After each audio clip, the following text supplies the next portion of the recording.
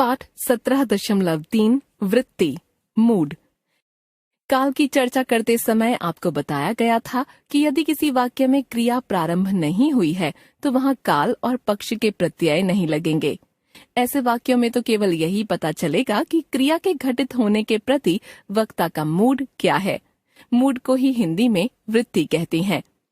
उदाहरण के लिए यहाँ से चले जाओ वाक्य की क्रिया में लगे ओ प्रत्यय से यह पता चल रहा है कि वक्ता आज्ञा या आदेश दे रहा है। अतः यह वाक्य आज्ञार्थक वृत्ति इम्पेरेटिव मूड का वाक्य कहलाएगा।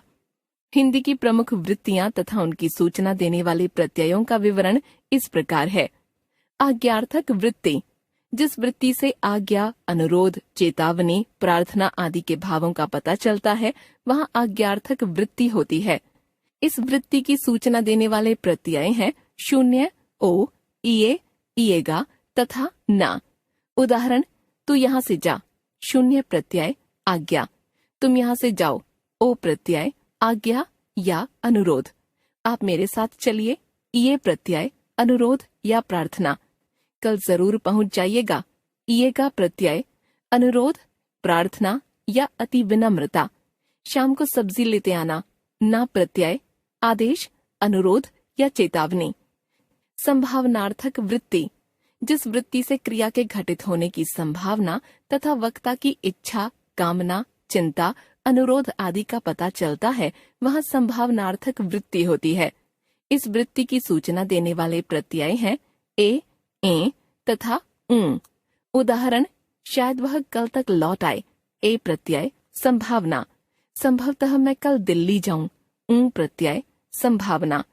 आज आप यहीं ठहर जाएं, ए प्रत्यय इच्छा।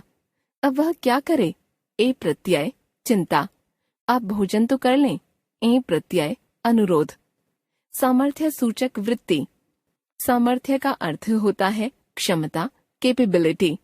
सहायक क्रिया के जिन प्रत्ययों से कर्ता के कार्य करने के सामर्थ्य या क्षमता का पता चलता है वहाँ सामर्थ्य सूचक वृत्ति होती है। इस वृत्ति के सूचक प्रत्यय हैं सक तथा पा। उदाहरण, वह अंग्रेजी बोल सकता है, सक प्रत्यय सामर्थ्य। वे गाना नहीं गा सकते, सक प्रत्यय असामर्थ्य। वह चल नहीं पाती, पा प्रत्यय असामर्थ्य। हिंदी में सकना से सामर्थ्य के अलावा अनुमति और संभावना का भाव भी प्रकट होता है।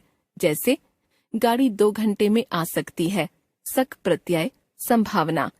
आप यहाँ ठहर सकते हैं, सक प्रत्यय अनुमति। बाध्यता सूचक वृत्ति, जिस वृत्ति से कार्य के घटित होने में बाध्यता या मजबूरी का भाव प्रकट होता है वहाँ बाध्यता सूचक वृत्ति होती है। इस वृत्ति की सूचना देने वाले चिन्ह हैं ना है, ना पढ़ तथा ना चाहिए। उदाहरण, अब मुझे जाना है, ना है प्रत्यय बाध्यता। उसे नौकरी करनी पड़ी, नी पढ़ प्रत्यय बाध्यता। अब मुझे चलना चाहिए, ना चाहिए प्रत्यय बाध्यता। इच्छार्थक वृत्ति, जिन वाक्यों में कर्ता द्वारा किसी बात की इच्छा या कामना प्रकट की जाती है वहाँ इच्छार्थक वृत्ति होती है। इस वृत्ति का सूचक चिन्ह चाहना है। हिंदी में प्रायः इसका प्रयोग कृदंत वर्बल नाउन रूपों के साथ होता है। उदाहरण, मैं विदेश जाना चाहता हूँ, मेरी बहन पत्रकार बनना चाहती है। वह नौकरी करना नहीं चाहता, वह भी हमारे साथ आना चाहता था।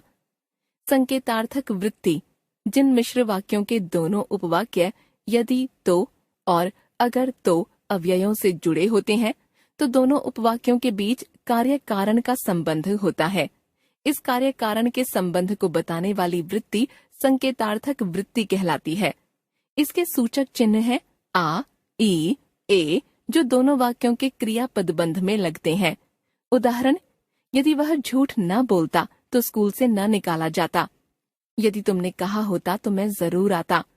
अगर वह परिश्रम करती तो अवश्य पास हो जाती। अगर वह आ जाता तो गाड़ी मिल जाती। हमने सीखा, जिन वाक्यों में क्रिया घटित नहीं होती उनमें वक्ता की वृत्ति मूड का पता चलता है। वृत्ति के प्रत्यय उन्हीं क्रिया पदबंधों में लगते हैं जहाँ क्रिया प्रारंभ नहीं होती। हिंदी में प्रमुख वृत्तियां हैं आज्ञार्थक, संभावनार्थक, सामर्थ्य सूचक, बाध्यता सूचक, इच्छार्थक तथा संकेतार्थक।